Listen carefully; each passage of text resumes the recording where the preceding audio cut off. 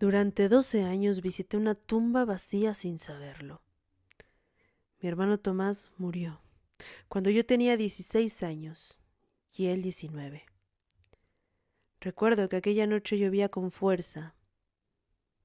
Él venía de regreso de una fiesta. Dijeron que perdió el control del coche en la carretera vieja, que rompió la valla de contención y que se fue al río. A un río crecido por la tormenta, que naturalmente se lo llevó. El auto apareció a la mañana siguiente, destrozado contra unas rocas, varios metros abajo de donde había sido el accidente. Pero el cuerpo nunca apareció. Eso era lo que más dolía, porque no hubo una despedida real. Mis padres, en medio de su dolor, decidieron sí hacer un funeral, porque como bien dicen, ese ritual es más para los vivos que para los muertos. Pero claro, que había un ataúd cerrado. Y la palabra presunción. La Fiscalía del Estado explicó que después de semanas de búsqueda sin resultados y con la evidencia del accidente, lo declaraban legalmente fallecido por desaparición en circunstancias de alto riesgo. Eso decía su expediente. No era común, pero ocurría. Ocurría en casos como este, donde el humano no puede ir contra la naturaleza. El ataúd estuvo cerrado porque claramente no había nada que mostrar adentro. Era solo un símbolo de que él ya no estaba. Lo llenaron con un peso simbólico para que al hacer ciertos protocolos, cargarlo, moverlo, pesara como si tuviera un cuerpo. Pero yo no quise pensar en eso. Yo necesitaba una caja donde depositar mi dolor. Necesitaba un objeto donde poner el ritual que significaba la despedida de mi mejor amigo, de mi compañero, de mi hermano. Recuerdo aquel día, mi madre aferrada al borde del féretro, como si pudiera abrirlo, como si adentro realmente fuera a encontrar una respuesta. Recuerdo a mi padre, a un lado, rígido, frío, silencioso, mirando fijamente al frente, como si supiera que si pestañeaba, todo se derrumbaría.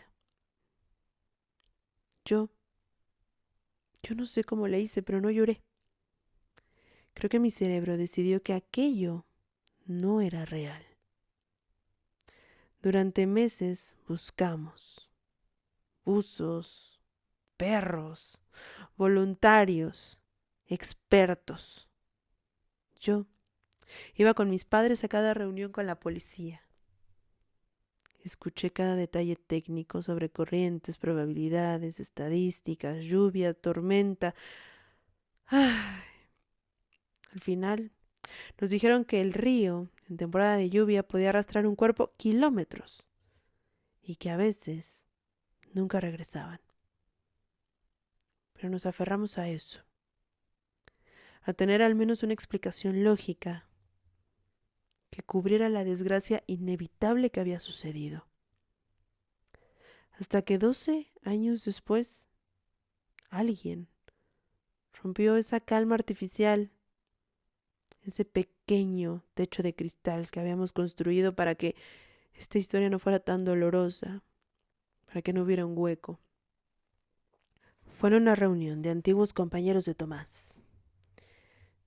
A mí casi no me gusta ver esas cosas porque, no sé, cuando pierdes a alguien y te vuelves el familiar que sobrevive, de alguna manera siempre las reuniones se tratan del que se fue, de la nostalgia, del dolor, de los recuerdos. Y eso de alguna manera pesa. Pero esa vez acepté. No me preguntan por qué. Yo necesitaba sentir que él había existido más allá de la tragedia. Cerca de la medianoche, uno de sus amigos, Julián, se me acercó. Estaba bastante tomado.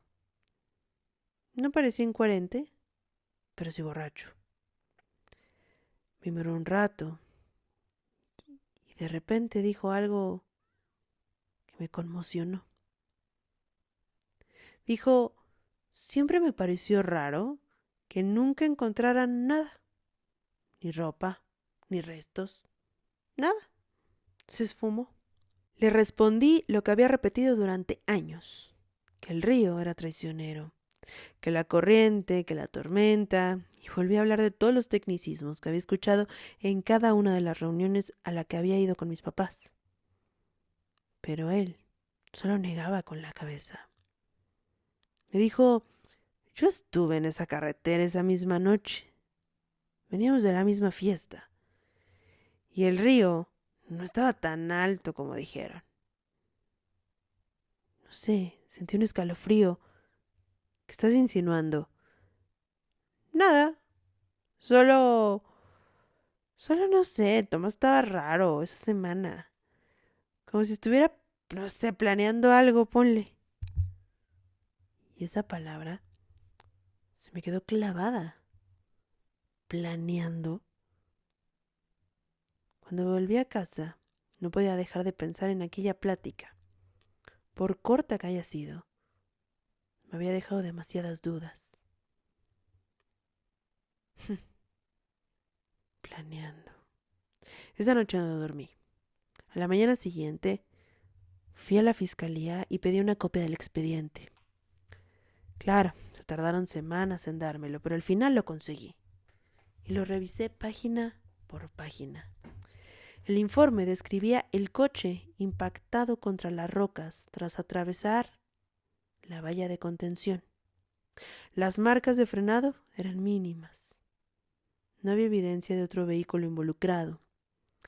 La hipótesis oficial seguía siendo pérdida de control por lluvia. Pero había algo que no recordaba haber leído antes. En el análisis mecánico constaba que el sistema de dirección presentaba una falla previa al impacto, un desgaste inusual, no determinante, pero señalado. También se mencionaba que el asiento del conductor estaba retrasado más de lo habitual para la estatura de Tomás. Era un pequeño detalle. Quizás no significaba nada, pero aún así, algo empezó a moverse dentro de mí.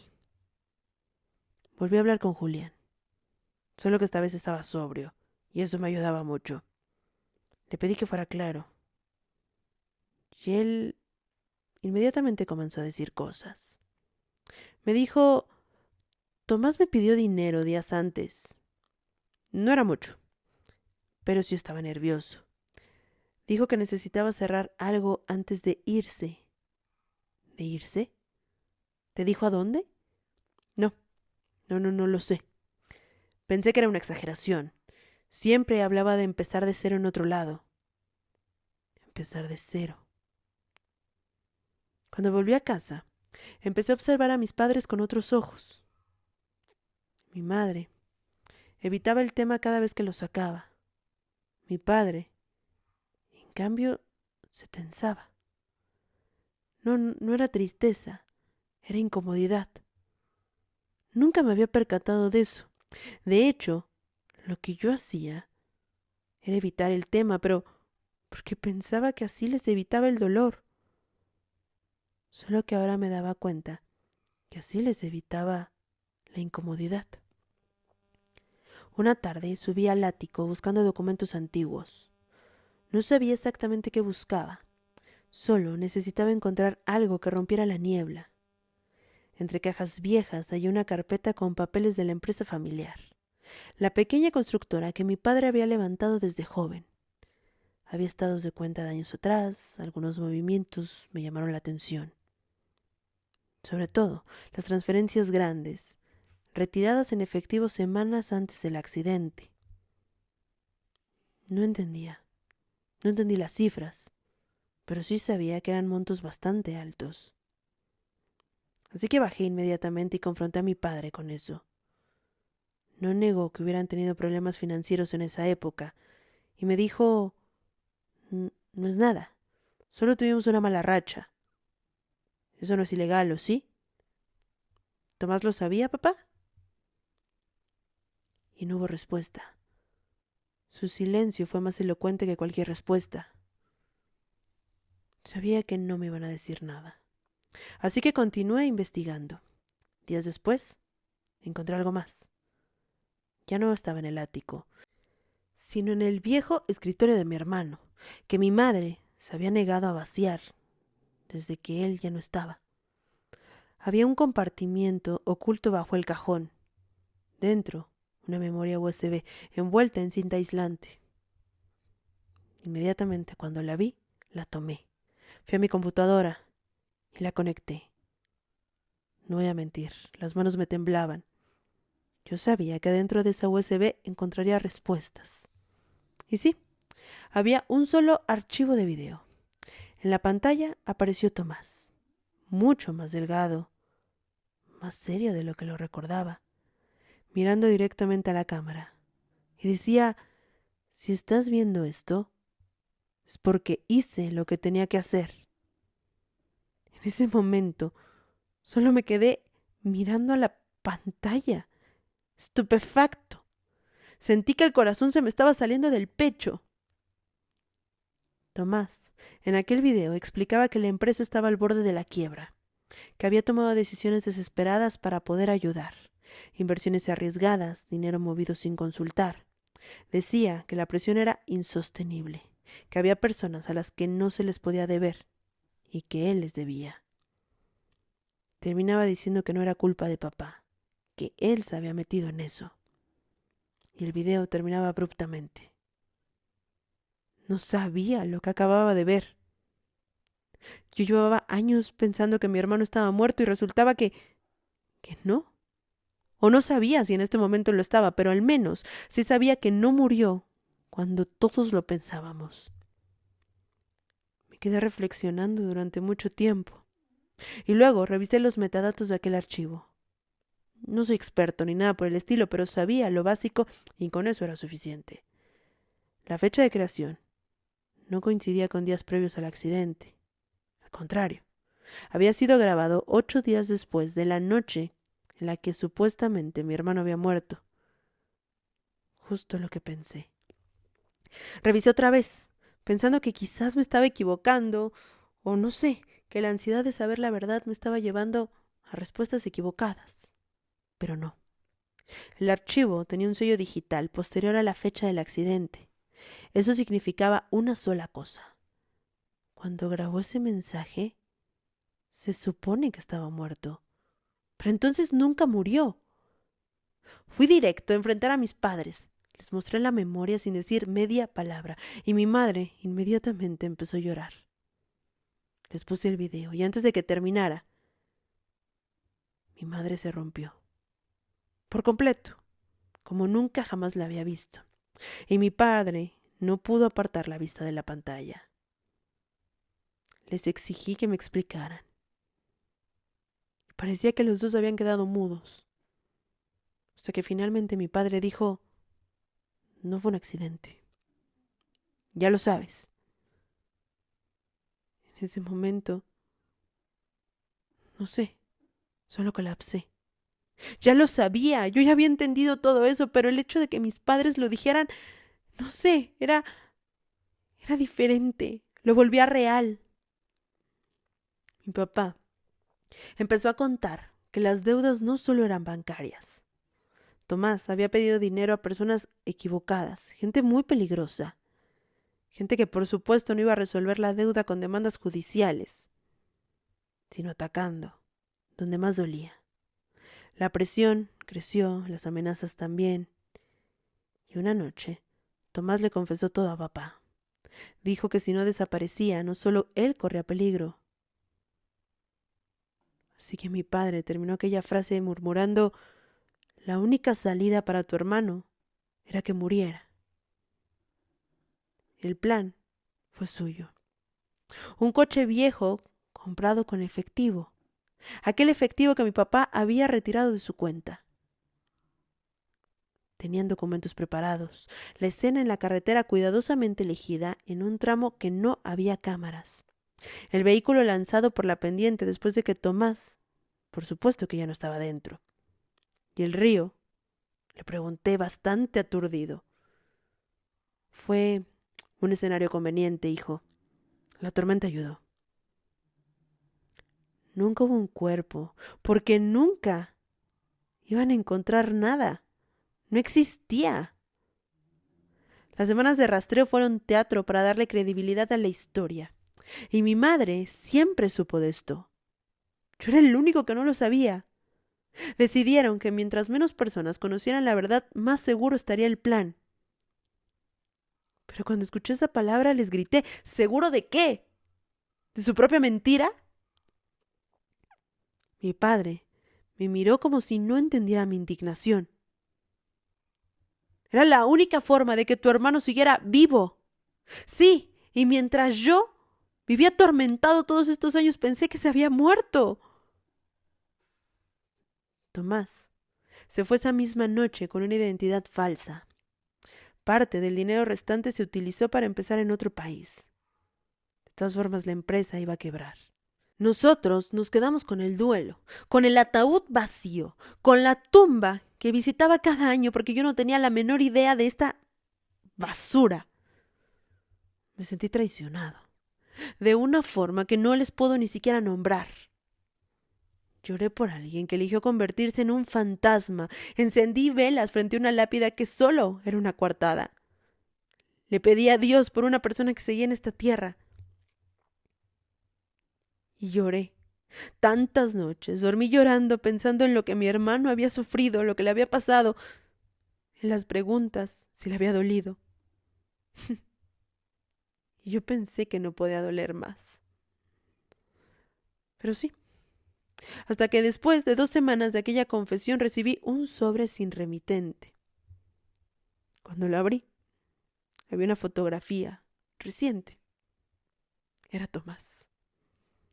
Se veía más grande, con una pequeña barba, la mirada distinta. Detrás de él, un periódico con la fecha del día anterior. No, era una imagen reciclada. Era actual. Y él quería que supiera que actualmente él estaba vivo. En el reverso, una frase escrita con su letra inconfundible. Gracias por entender. No, gracias. No decía perdón, no decía te extraño. Gracias, decía. Solo eso. Me quedé mirando aquella foto durante horas. Tardé en entender que su vida valía más que nuestra paz, que su vida justificaba nuestro duelo, y que yo debía aceptar haber sido el único en el que dejaron fuera, y que yo era el único que de verdad lloraba. Así que esa noche fui al cementerio. Me paré frente a la lápida con su nombre grabado en mármol frío. Pensé en abrir la tierra, en gritar, en romper algo. Al final, solo apoyé la mano sobre la piedra. Durante 12 años, creí que había perdido a mi hermano en un accidente. Pero no, nunca lo perdí. Ahora mi familia me había perdido a mí.